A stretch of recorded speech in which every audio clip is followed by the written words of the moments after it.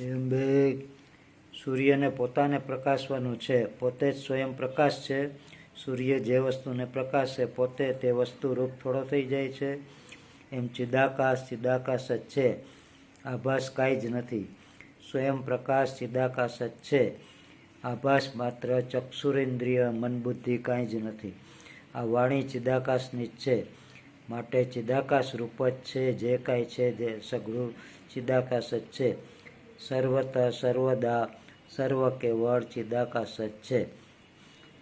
સહજ એટલે એમાં બીજું કાંઈ જ નથી, જેમાં બીજું કાંઈ થતું નથી, બીજે કોઈ કરવાપણું નથી, બીજું કાંઈ મેળવવાપણું નથી.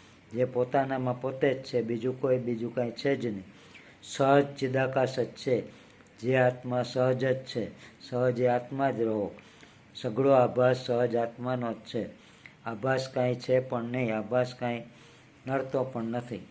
સહજ આત્મા રહેનાર માટે અનેક વિધ આત્મા કાંઈ જ નથી.